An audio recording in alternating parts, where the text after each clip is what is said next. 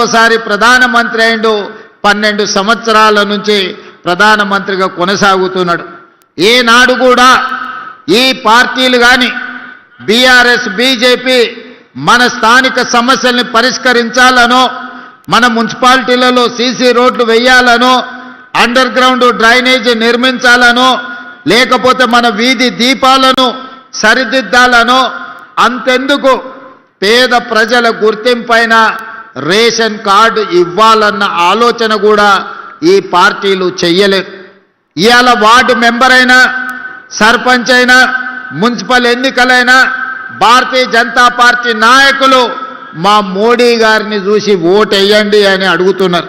నేను ఒక్క మాట అడగదలుచుకున్న బీజేపీ నాయకులను, పెళ్లి పెద్దను చూసి పిల్లనిస్తే పిల్లగానోడు పనికిరానోడైతే సంసారం చేసేది ఎవరు అని నేను అడుగుతున్నా. పెళ్లి పెద్ద మంచి చెడ్డ చెప్పడానికే ఉంటాడు కానీ సంసారం చేయాల్సింది, కుటుంబాన్ని నడపాల్సింది పెళ్లి పిల్లగాడే తప్ప పెళ్లి పెద్ద కాదు. అందుకే ఇవాళ మీ మున్సిపల్ ఎన్నికల్లో కౌన్సిలర్లు కానీ కార్పొరేటర్లు కానీ ఈరోజు మీ సమస్యల్ని పరిష్కరించాలి అంటే మోడీని చూసి ఓటేస్తే ఈ గల్లీలో ఉండే బోడిగాడు మనకు పని చెయ్యకపోతే పోయి మోడీని అడగగలమా మనము? అదేవిధంగా ఈరోజు బీఆర్ఎస్ వాళ్ళు మొన్న జరిగిన శాసనసభ ఎన్నికల్లో అధికారం పోయింది. ఆ తర్వాత పార్లమెంట్ ఎన్నికల్లో గుండు సున్నా వచ్చింది.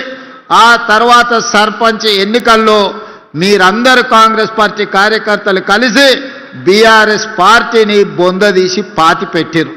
ఇక మా వల్ల కాదు కాంగ్రెస్ వాళ్ళతో గెలుచుడు, కాంగ్రెస్తో పోటీ పడుడని బీఆర్ఎస్ వాళ్ళు పోయి ఈరోజు అడ్డా మీది పైల్వాన్లను బీజేపీ వాళ్ళను అరువు తెచ్చుకున్నారు. ఇవాళ బీజేపీ వాళ్ళు బీఆర్ఎస్ వాళ్ళు కలిసి ఇంతకుముందే పెద్దలు శ్రీధర్ బాబు గారు చెప్పిండ్రు, తాండూరు మున్సిపాలిటీలో మనోహర్ రెడ్డి గారి సమక్షంలో చేరిన బీజేపీ నాయకులు మా బీఫాములు బీజేపీ ఆఫీసులో కాదు బీఆర్ఎస్ ఆఫీసులో మా బీఫాములు ఇస్తున్నారని.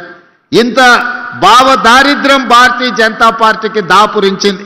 ఎన్నికల్లో నిలబడి కొట్లాడాలి కానీ చీకటి ఒప్పందాలు చేసుకొని ఫెవికల్ బంధంతో ఈనాడు బీజేపీ బీఆర్ఎస్ వాళ్ళు కాంగ్రెస్ పార్టీని ఓడించాలని కుట్రలు చేస్తున్నారు.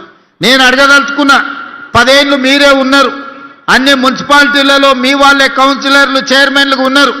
నిజంగానే మీరు సమస్యలు పరిష్కరించుంటే ఈనాడు తాండూరులో కానీ, పరిగిలో కానీ, వికారాబాద్లో కానీ, కొడంగల్లో కానీ మీరు అడగకుంటేనే మీ ఇంటికి వచ్చి ఓటేసి అయ్యా మీరు గొప్పోళ్ళు, మా మున్సిపాలిటీలో మా సమస్యల్ని పరిష్కరించిండ్రు, మీకే ఓటేస్తామని ఇవాళ బీఆర్ఎస్ బీజేపీ వాళ్ళకు ఓటేసేటోళ్ళు.